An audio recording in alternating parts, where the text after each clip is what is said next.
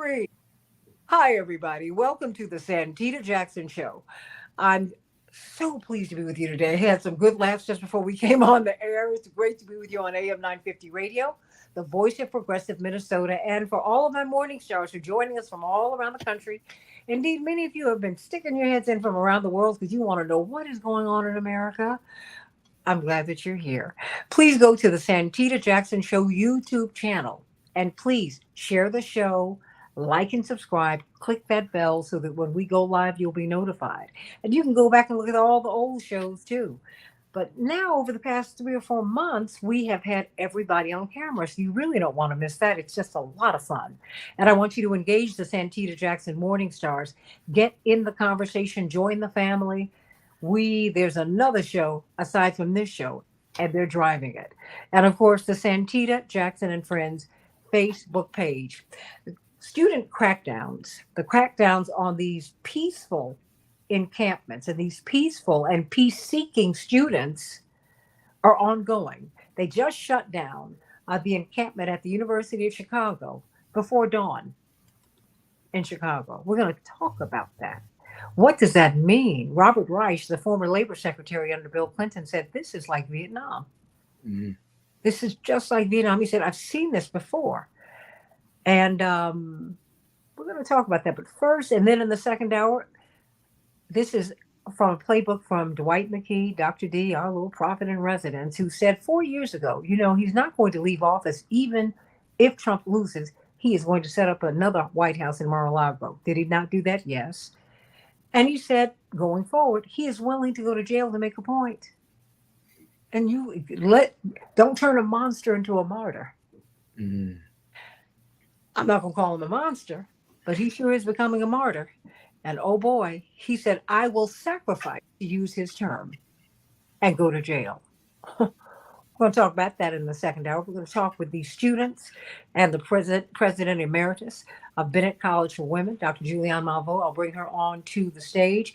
And of course, attorney Mark Fancher, brilliant civil libertarian and author, and the father of a future Howard University graduate, a bison and a bison adjacent in the house. That's right. Attorney Mark Fancher, congratulations to you and your beautiful family. As your son seeks new vistas. I'm so proud of this young man, and what a tribute to you and your wife this young man is. But let's start with the Pulitzer Prizes. If there is a gold or platinum standard in journalism, it is the Pulitzer Prize. It's like winning the Oscar, the Emmy, the Tony, what, Grammys? Just, it's really, you are at the top of the heap when you win that award. And if your organization wins the award, it's like it is you have arrived and you're at the top. What's interesting is they've been awarding. They just gave out their awards, but we have seen something in this war on the Palestinian people, because that's what it is. It's not an Israel Hamas war. That's when both sides are armed and it's equal. That's not what this is. The IDF, Israel, is waging war on the Palestinian people. And the IDF are the instruments who are doing it. Well, uh, they have been targeting and killing journalists. They were not recognized at all by the Pulitzer Committee. Now, the New York Times was, who, it has been found, Jim Narakis, from Fairness and Accuracy in Reporting, the Times, their reporting on this has been problematic. In fact, they are at the heart of a story that is a lie. And no one is calling them out about it. Please talk to me. The Pulitzer Prize Board, they've given recognition to people who've been in Ukraine, who've been in Afghanistan. What's going on? Why haven't they recognized what's happening in Palestine? Well, to clarify, they did issue a citation for what they call journalists and media workers covering the war in Gaza. And they say they recognize the courageous work of journalists and media workers covering the war in Gaza. And under horrific conditions, an extraordinary number of journalists have died in the effort to tell the stories of Palestinians and others in Gaza. So they do allude to them, but they don't name them. When they recognized the Ukrainian journalists, they referred to them as Ukrainian journalists. When they recognized journalists in Afghanistan, they referred to them as Afghanistan journalists. But the Palestinian journalists can't be named as Palestinians. And to say that an extraordinary number of journalists have died is a way of not saying that Israel has killed an extraordinary number of journalists. Well, wait a minute, hold on, because Palestinians die, Israelis are killed. Right. You know, I have to jump in here because my brothers and my sister, they all went to prep school. And what's interesting about prep school is they kind of separate the wheat from the chaff, Attorney Fancher, really early. When you get to the graduation, and the first time I noticed it was when my brother Jesse graduated, because he was 4 years ahead of my brother Yusuf, and then who was several years ahead of, just 3 out of 5 of us went. And what was interesting was that you either get a diploma from those schools or a certificate. The diploma means you have completely fulfilled the requirements. The certificate is you got through. Okay. So when I hear the citation, I hear you got through. I don't see a full recognition of people who were targeted. It's very clear now that they have been targeted, like those world kitchen workers. They have been targeted for death and they have been killed. And now Al Jazeera has been banned. Yeah, it's an unprecedented assault on media covering a war. This is a war crime to target journalists who are trying to be the eyes and ears of the world, to make sure that if war crimes happen, there will be witnesses. Israel has had an unprecedented effort to silence those witnesses, to exterminate those witnesses. 130 journalists have been killed in Gaza. 1 out of every 10 journalists in Gaza is dead as a result of Israel's assault. For the Pulitzer Committee to give crocodile tears to the extraordinary number of journalists who have died without saying who's killing them, I think is it's kind of a slap in the face to these journalists. These people have died trying to tell you what is happening in Gaza, what Israel is doing to Gaza, and the Pulitzer Committee is helping to silence them.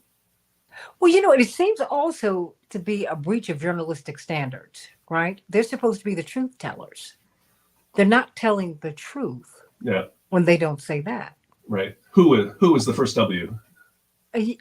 I'm just trying to find out how I'm supposed to trust the Pulitzer Prize, how I'm supposed to esteem them when they do this.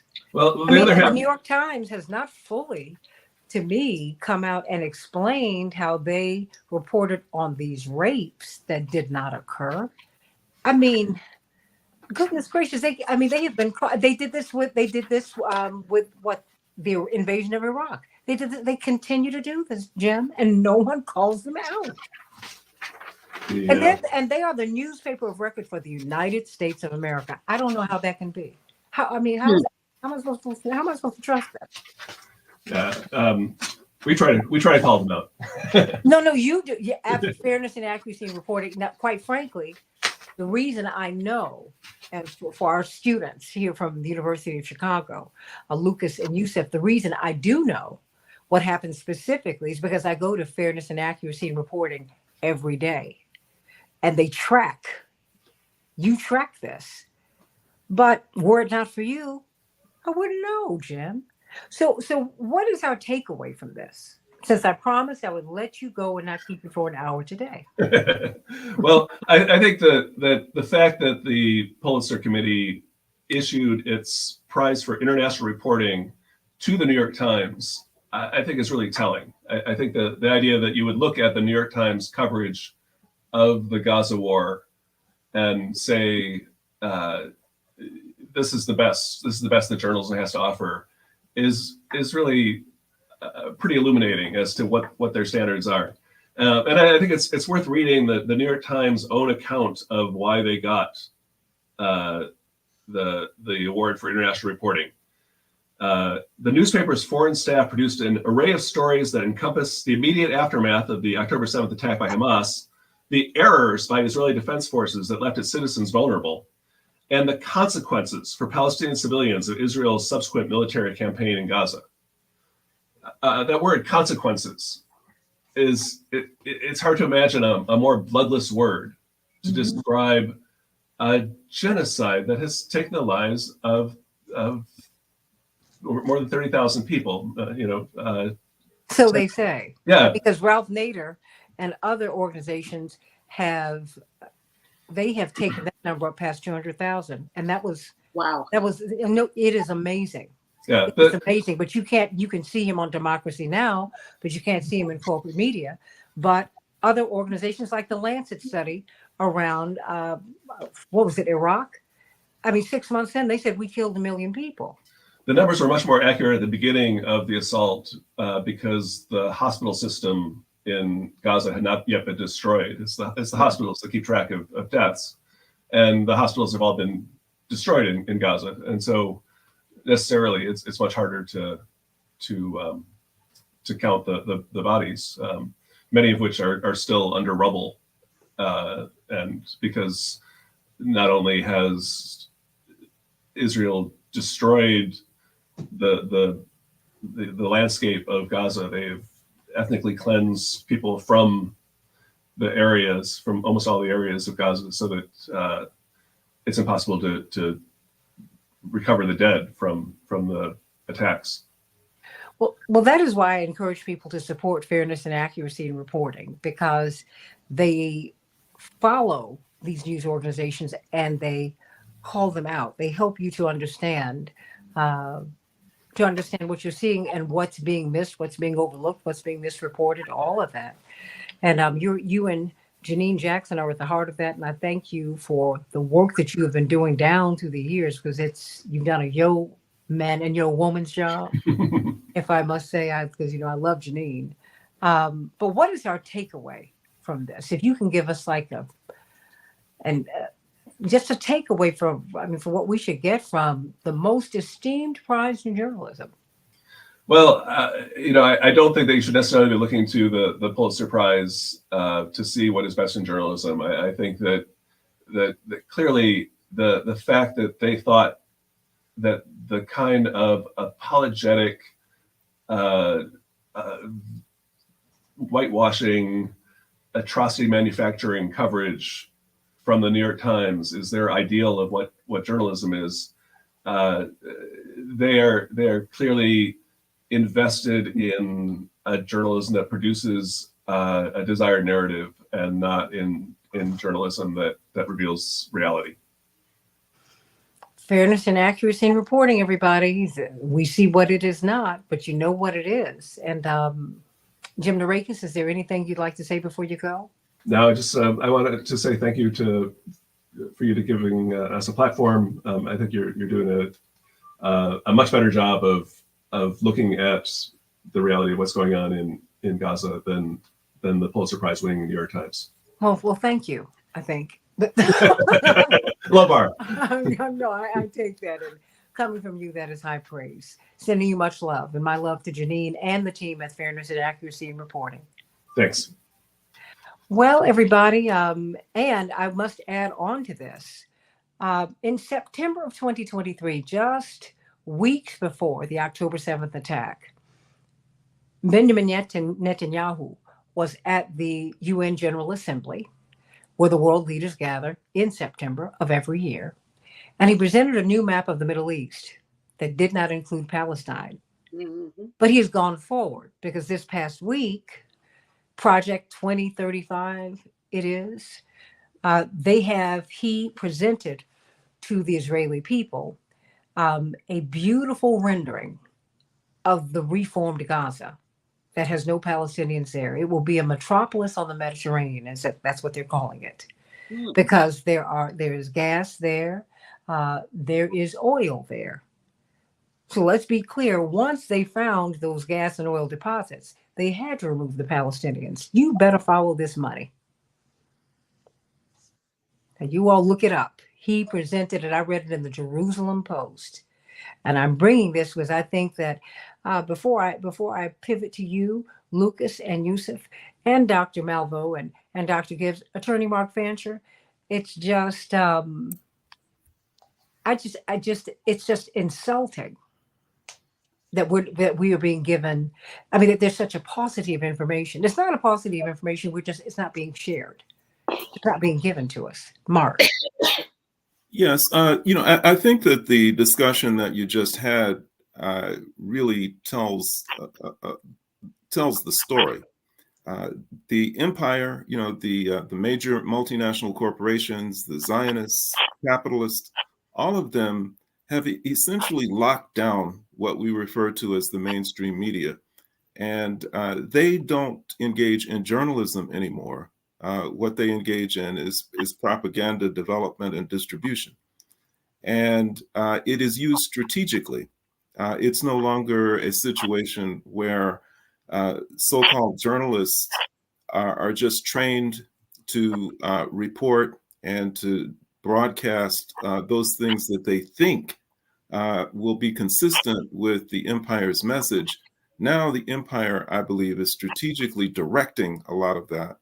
And I think that what you just talked about is important and a good example of it, in that we have never been given that narrative of the need to essentially purge an entire population from a region so that it can be exploited for the benefit of those who have power in that region and globally.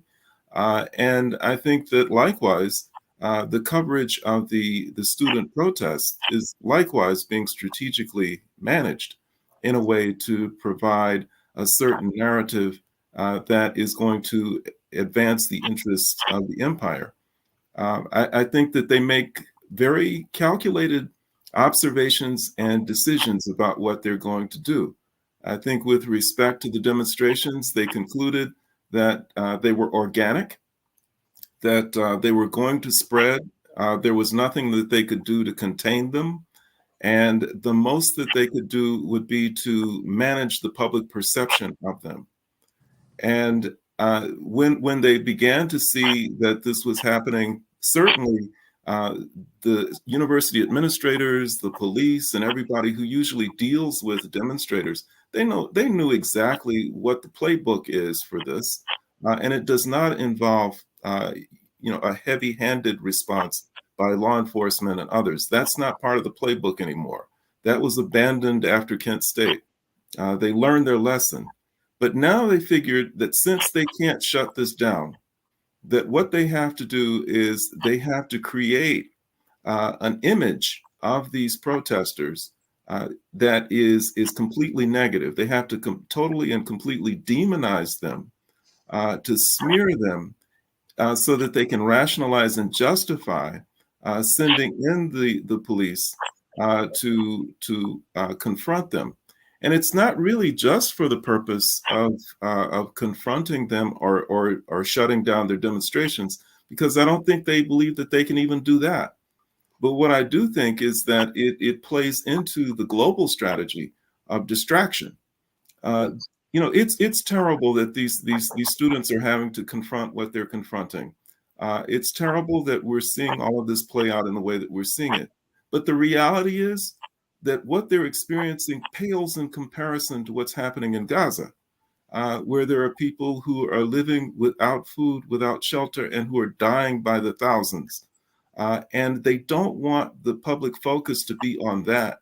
They want it to be on a spectacle that they're creating and that they're engineering here in the United States.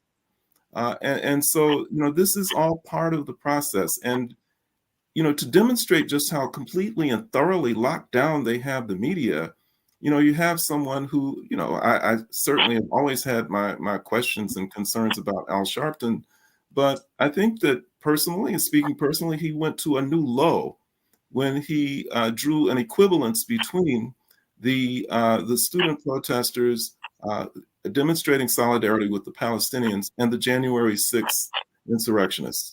Mhm. That is an absolute new low.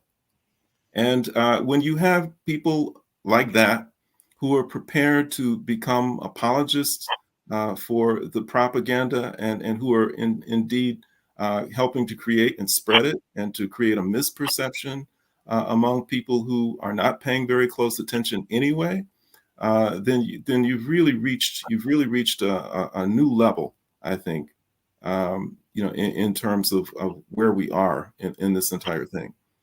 Wow, I was not aware of that. And he's someone I've known to fully disclose. I've known him practically all of my life, and that is just absolutely surprising to me. And I'm going to ask him about that because that is such. It's just not right. It's just not right. But you know what, Dr. Julianne Malveaux and the president, pardon me, emeritus of Bennett College for Women, MIT, um, PhD in economics, who they would not let march over a footnote until a few months later. Since you told me that, that kind of hit me right in my heart as we think about Bryce Green, young man who's part of the family on this show, who's been twinned with you, Dr. David Gibbs from the University of Arizona, beginning his PhD program at Indiana University for the simple act of political organizing and participating in a demonstration. He was targeted by the police and he's been banned from his campus for 5 years. Got to do something about that.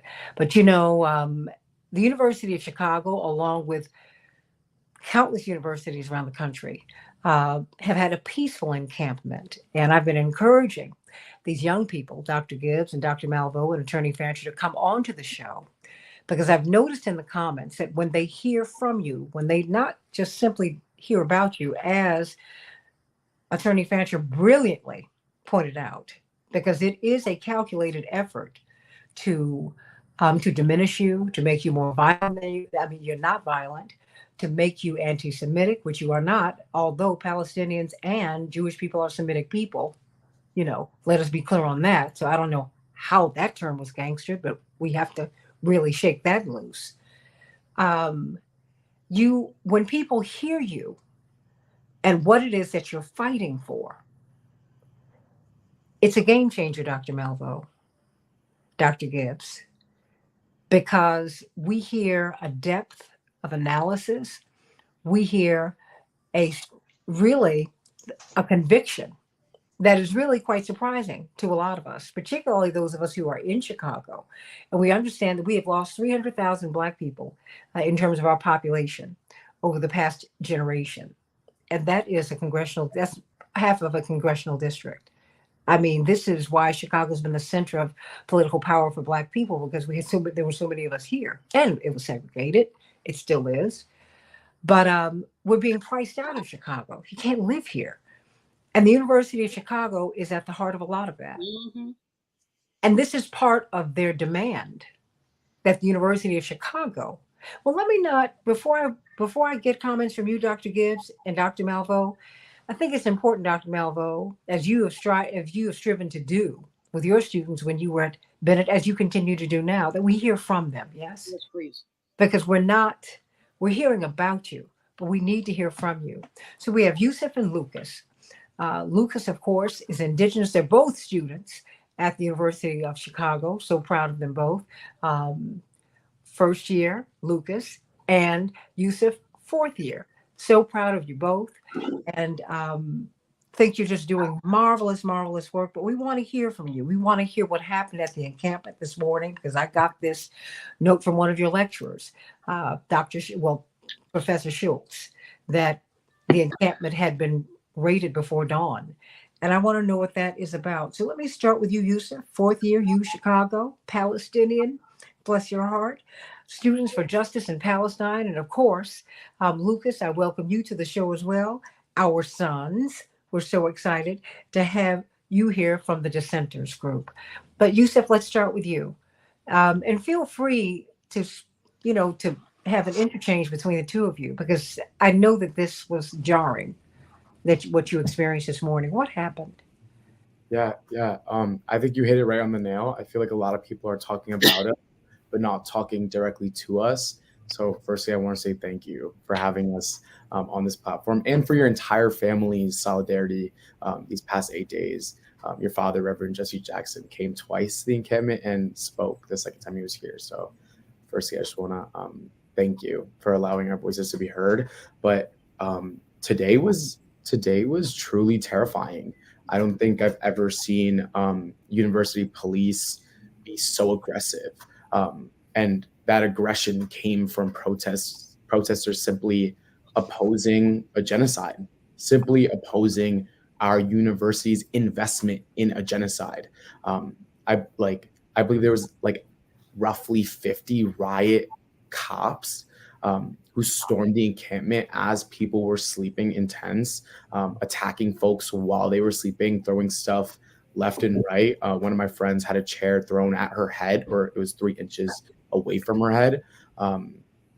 And yeah, Lucas can talk about that because he was one of the protesters who was violently woken up by police. Well, it was thrown at the protester's head. It just missed. It was things were thrown in every different direction. I think that university police didn't have a plan for how they were going to take down the encampment, so they were just kind of throwing things, and it was essentially getting thrown at people who were sleeping. So about what time did this happen? Around like 4:30 a.m. The raid formally began at 4:40. The university has made a point to emphasize that there was advance notice given, but I'm not sure if you've ever been woken up at 4:30 in the morning by 60 cops in riot gear. It's pretty hard to hear a very quiet siren in the distance saying that you're being charged with trespass. Thank you for having us both. I'll apologize for the exhaustion. We truly both got an hour of sleep last night, trying to manage the fact that people we care about were being faced with horrific escalation on the part of police. And let me thank you for coming. And part of the reason that I pressed so hard for you to be here, and I think Dr. Malvo and Dr. Gibbs and Attorney Fancher can speak to this. People are talking about you. And there's nothing like people hearing directly from you. When Reverend Jackson ran for president, first time, he was already the most high-profile Black leader in the United States, but he was also the most controversial. But Black people demanded that he run. And part of the platform was pushing the Palestinian issue forward, but it was basically illegal to mention your names publicly. Something funny happened. He spoke at the convention because he was one of the top 3 candidates who lasted. To think about 7 or 8 people, as you recall, because you were a delegate, Dr. Malvo, and you worked in the campaign. Mm-hmm. That night was the first time America had heard him without a filter. It's no accident that his vote totals doubled when he ran 4 years later, because people saw him in a very different light because they heard him. When you not agree, Dr. Malvo, before they continue? I mean, it was because we were in Moscone Center. No, it was electric. It was absolutely electric. And I was one of actually both the delegate and a surrogate. Mm-hmm. So that I did radio every morning. There was a Mondale person, a Hart person, and I was a Jackson person. And every morning we basically chopped up what had happened the previous day. But the energy at Moscone, you could literally feel it. People really were ignited and excited. And I have to mention Jim Zogby. Absolutely. Basically made sure that we all had a great understanding of what was happening in the Middle East, and especially Palestinians. And the situation has not improved. It's gotten worse. I don't know if people heard President Biden earlier this afternoon. I must say this, it's politically incorrect, but I have to say it because I'm sick of this. Israel has been pimping the Holocaust. These are strong words, but they're well, let's say they've abused it. Well, they anytime something happens, they hark back to the Holocaust, and what happened in the Holocaust. But a whole lot has happened since then. No one supports the Holocaust, and no one, frankly, supports what happened with Hamas. But as opposed to the Holocaust, you have to put Hamas in context. When people say from the river to the sea, Palestine will be free, what they're saying is that we want our freedom too. But river to the sea is in the Likud constitution. I mean, this is Netanyahu's party. And Netanyahu, most American Jewish people that I know most do not support Netanyahu. Mm-mm. They feel that he's overly aggressive. They feel that he has basically dehumanized the Palestinian people.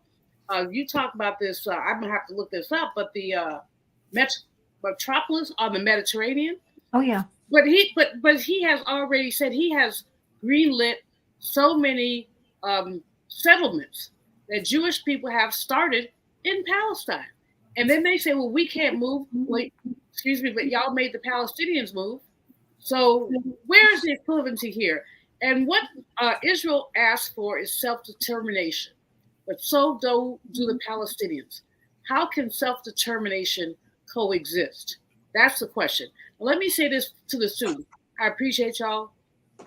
I adore y'all. I have had the unique position of both being a student protester and being a college president who was protesting. And I had to tell the young people, y'all don't understand. I got this. I'm not calling police. Well, it was over something minor, but they surrounded my house and I wasn't supposed to come out. I'm like, whatever. I came out. I'm like, y'all want to come in and have a conversation? But I would never call the police on my students. I would never sick campus, the campus security on our students. If we believe that students have the right to First Amendment protest, this should never happen. But Dr. Malveaux, you are not being violent. You had that. But see, President Biden has shaped this as if you say something about Jewish people, you're anti-Semitic. but that's the anti-Semitism bill, which is what's so dangerous.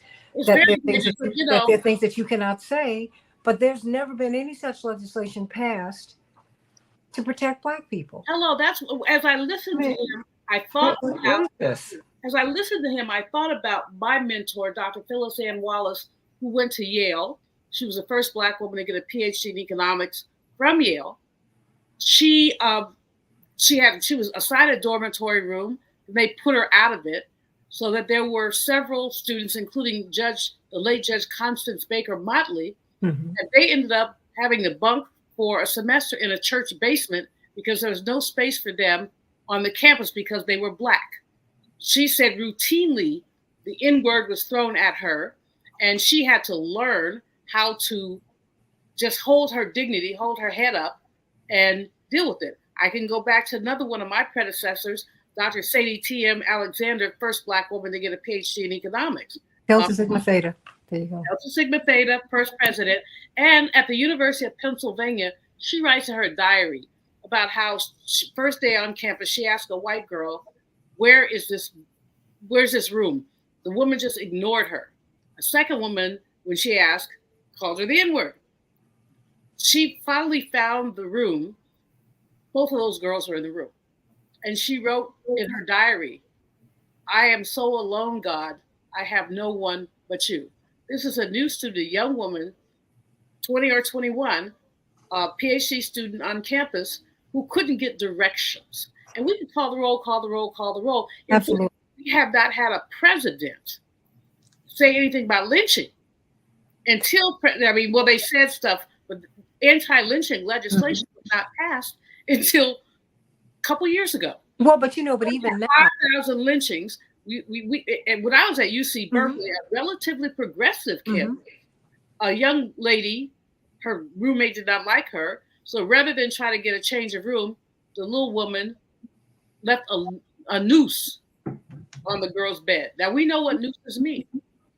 They left a noose on her bed. So we have had anti-Blackness in this country. But we've also had anti-Muslim sentiment. Oh yes, absolutely. And no one talks about the fact that Palestinian protesters, Indigenous protesters, Black protesters have borne the brunt, Dr. Gibbs, of, and we're going to come back to you, Yusuf and Lucas, who want to hear more from you, really, They're the ones who borne the brunt. And just so that you know, and I will send it to you, this is from the Jerusalem Post. From Crisis to Prosperity, May 3rd, 2024. Netanyahu's vision for Gaza 2035 revealed online. The plan lays out a three-step program for returning Gaza to self-governance and eventually reintegrating Gaza into the regional economy. And when you see the photos, it is a city of the future. So I will send it to all of you because you need to see what the plans are. Beyond being a beachfront community, they plan to make it a metropolis on the Mediterranean. Dr. Gibbs, as we hear, Justin, we're going to pivot back to you, Lucas and Yusuf, because I can only imagine your fear. And thank goodness no one made the wrong move. Because these are, when I see you two boys of color, excuse me, because you all young enough to be my sons, I'm frightened for you, quite frankly, because we know what happens. I mean, Dr. Gibbs, before dawn, what is that? Yeah, what you have here is a sort of bipartisan consensus in favor of backing Israel. Both parties obviously are enthusiastically supporting Israel, including the mass murder it's doing in Gaza right now. You're getting dissent outside the party, basically. There are few dissenters within Congress. The squad has been, somewhat good on this, although there's some irony to that. I mean, Ocasio-Cortez has made some very strong statements on this, but then she appeared standing right next to Joseph Biden, smiling like, they're best friends or something, and that's somewhat undercutting her previous criticism, one might say.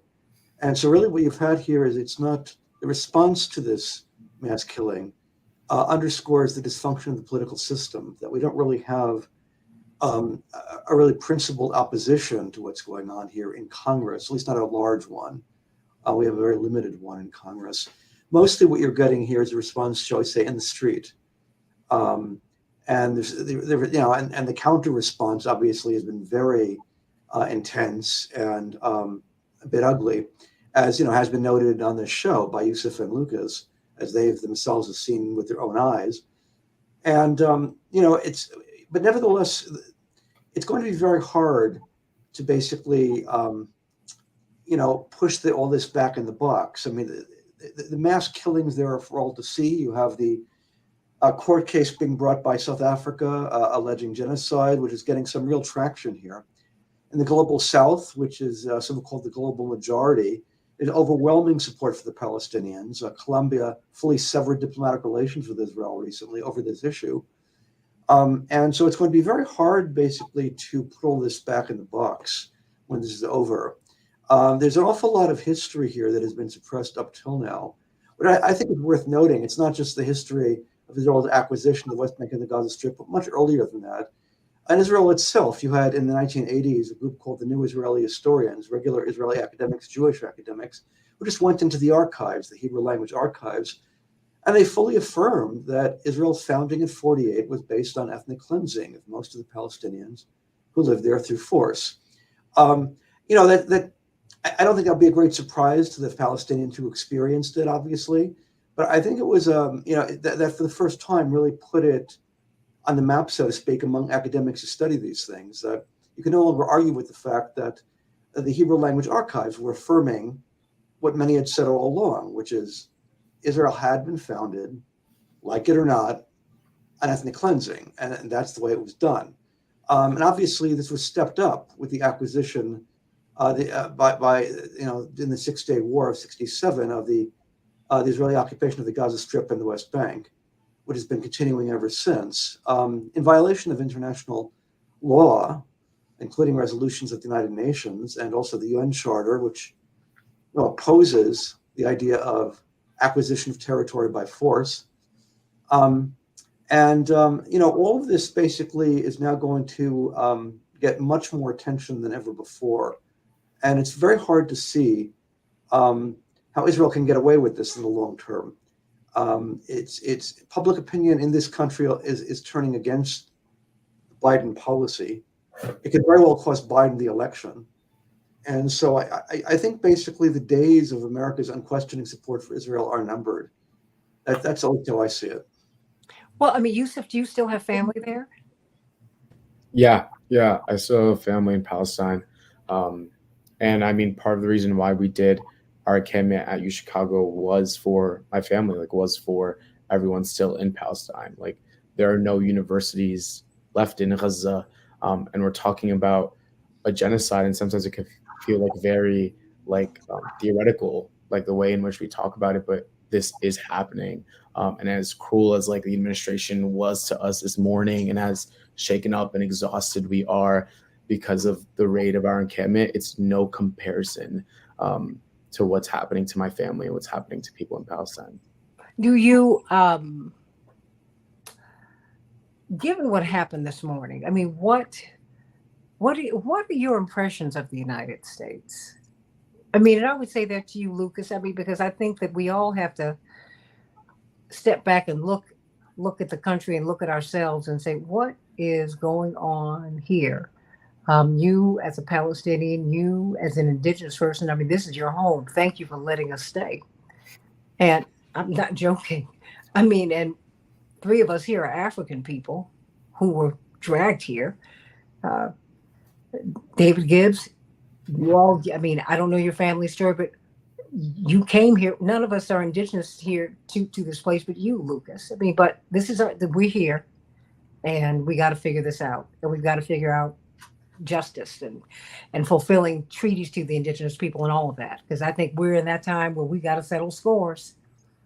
So tell me, what did this, when you were raided this morning, did you ever think this would happen, Yusuf? Yeah, I mean, that's such an important question. I don't think that there's a raid is beneath the University of Chicago.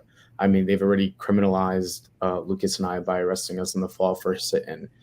So it's not, again, like, let it be known that the university arrests its Palestinian students when asking them not to invest in killing their Palestinian family abroad.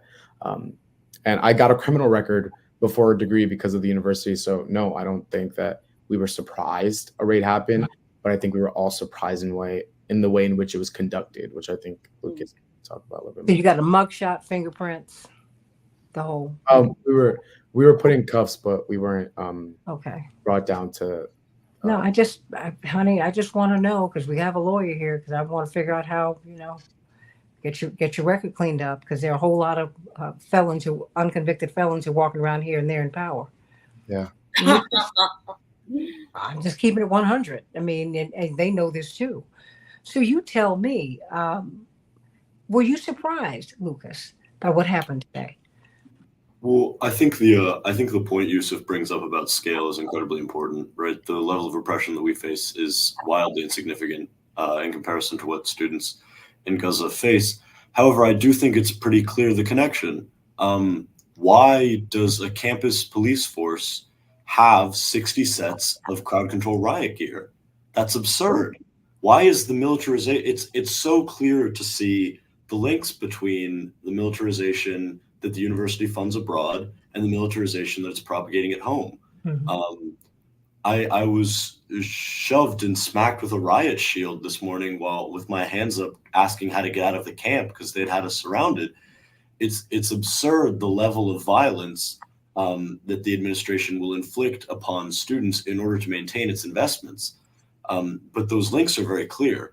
The centuries, or 2 centuries now, of UChicago's investments in horrors being committed around the world have come home to roost as their students fight back against this more and more. The university. So what are you asking for? What are you asking the university to do? Because I think it's important. Every time you get in media, you should tell people what your asks are. Yeah.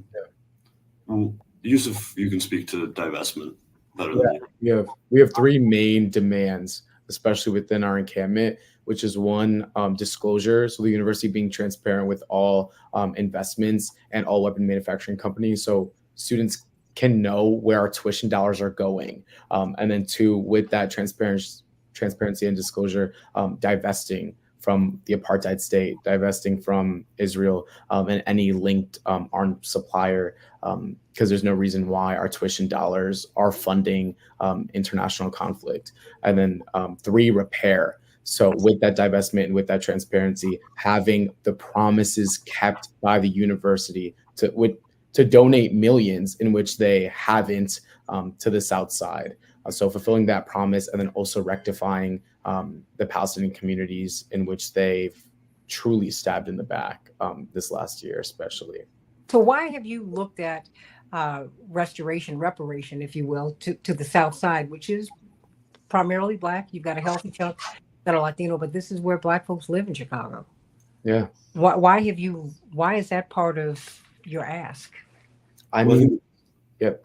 I think it's 2 things. The first one is, again, obviously seeing those links, right? The way that the university funds IDF militarization is the same in which the university militarizes its own community, its own force against Southside. UCPD is in many ways a standing army against it's an occupying force of Southside. The relationship is horrific. The brutality is horrific.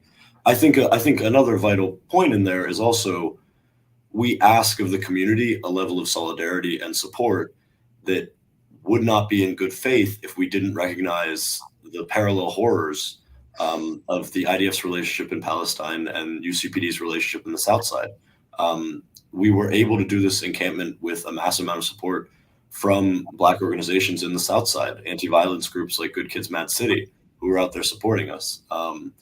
And if we were to not recognize those parallels, it would be dishonest and in bad faith to make those connections. Well, just as one of our indigenous, I would say one of our indigenous sons, what does this say to you about the home that we share, that you've allowed us? I mean, because I mean, even the first Thanksgiving, you kept welcoming us, and we just kept violating you. I mean, you tell me, what do you see? I see that since the arrival of colonizers from Europe, the United States mainland has been a site of resistance to that fact. My people's history extends tens of thousands of years before that colonization, but our most recent history is a history of resistance.